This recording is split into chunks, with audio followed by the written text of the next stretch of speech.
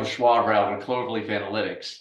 Today, I have the honor of interviewing Carnahan, Head of Insurance for North America at Celent, and we're going to discuss the critical data challenges insurers will face in 2025.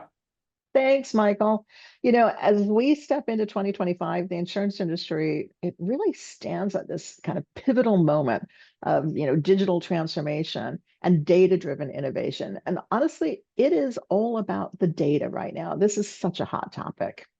I agree. So I'm excited to jump into our first topic here, entitled Data Architecture Challenges. As you know, I transversed across the country, attending many recent trade shows and talked to a variety of carriers who really describe complex environments and numerous core systems.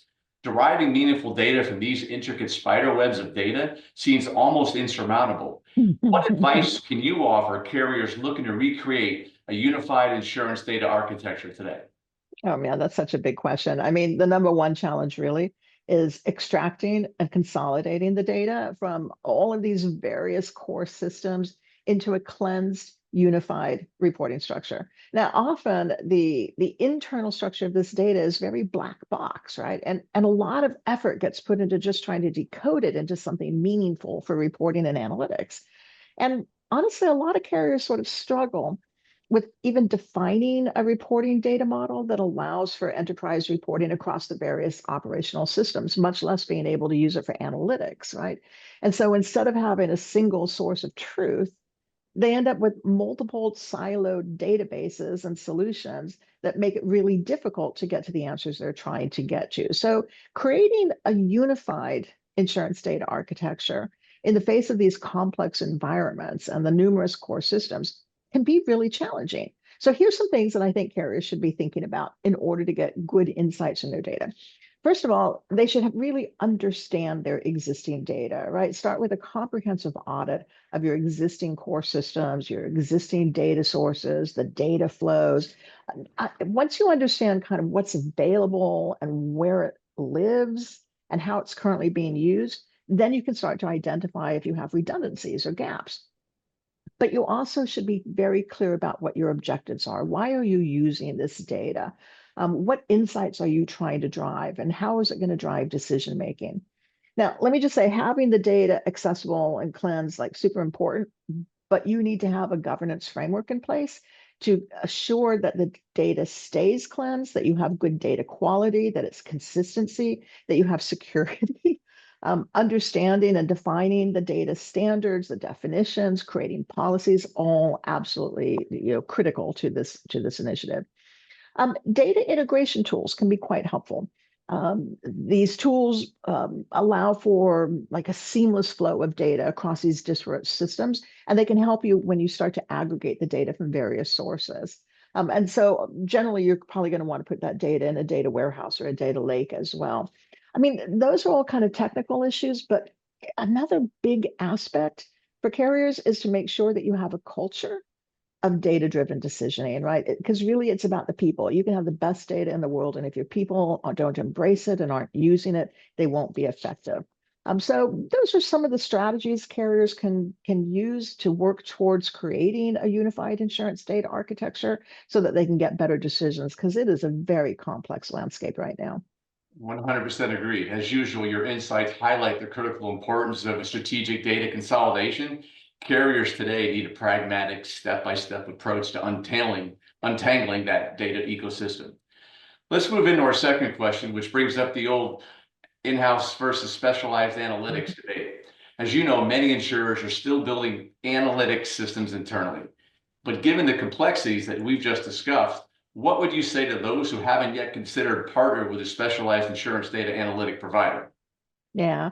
And for some insurance companies, I think doing it internally is not a terrible decision, right? If you're a very large company and you've got hundreds of data scientists, then it might make sense to do it yourself. But there's a lot of advantages to partnering with some specialized data vendors, especially those who have deep insurance knowledge and have experience in extracting that data from these older core systems. Because often what they have is pre-built connectors and pipelines that can extract and translate that data that's coming out of the core systems. and they can provide an insurance reporting data model that can make sense of all of that data.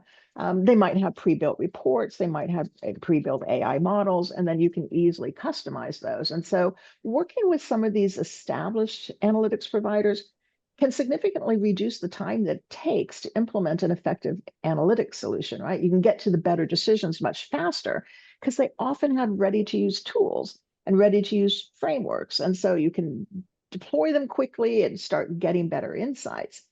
They often, as well, they often are farther down the road in investing in the latest technologies and methodologies, including machine learning, artificial intelligence, generative AI, big data analytics. And so by partnering with solution providers who have that knowledge, an insurance company can leverage those advanced capabilities without having to build them themselves. And so that can make it a little bit more cost efficient. Building these kinds of solutions can be very resource intensive and costly. So if you partner with somebody that's already well down that road and already has that knowledge, you get there faster, you get there cheaper, you don't have to hire all of those new people. So there's a lot of advantages to partnering with a specialized insurance data analytics provider. Although for some, let me be clear, for some, building internal analytics capabilities is beneficial. But generally, you're going to get some advantages in terms of expertise, speed, cost efficiency, and access to those advanced technologies. So think it through. Absolutely. And then we've consistently seen that the right partnership can obviously dramatically accelerate an insurer's data strategy and improve business operations. But to your point, that strategy could be best served internally if they're able to support that. Yeah, Our but let last me just say, there's not a lot of the folks that actually have that skill set and have the scale to do that. So just Exactly. adding that on. And that kind of dovetails into our final question of the day here, AI and data readiness. You notice the second part of that is data readiness, which already touched Yeah. on, is really a challenge for everybody. So as you know, some insurers are really eager to jump into AI head first, but they're not establishing a robust data foundation. So what counsel would you offer to Yeah. organizations taking this approach today? Yeah.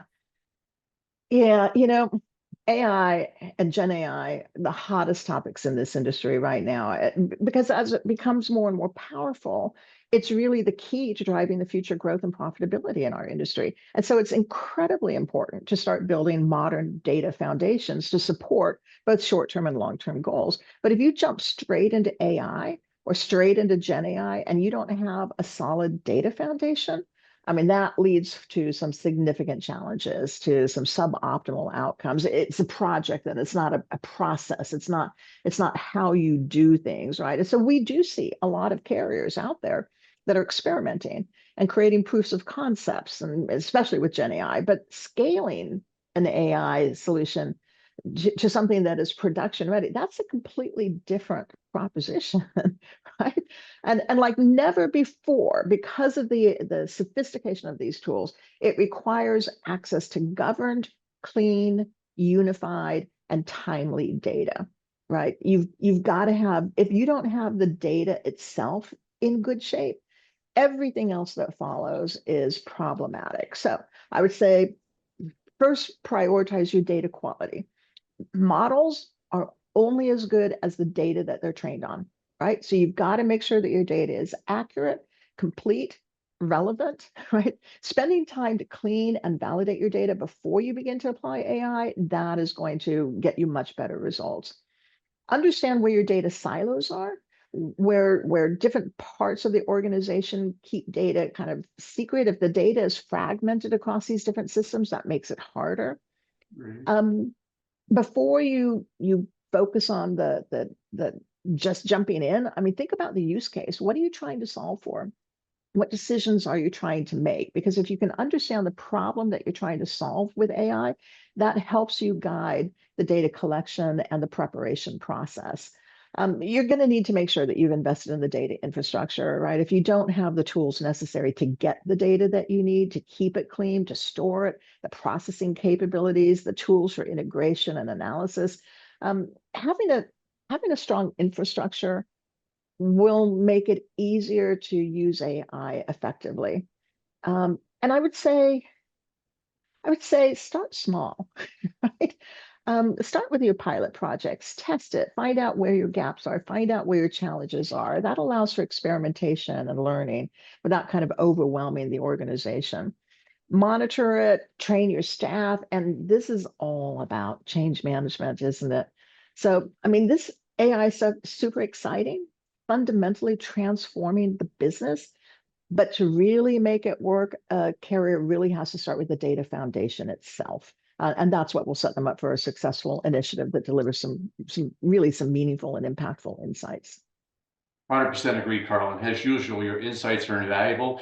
And to your point, they have to step in and put their toe in the water and try something with AI, but do it with kid gloves first, with eyes wide open, right? Yeah, And and a solid governance framework. that, as you know, Cloverleaf is committed to helping insurers navigate these complex data transformation challenges, and we look forward to doing so throughout 2025.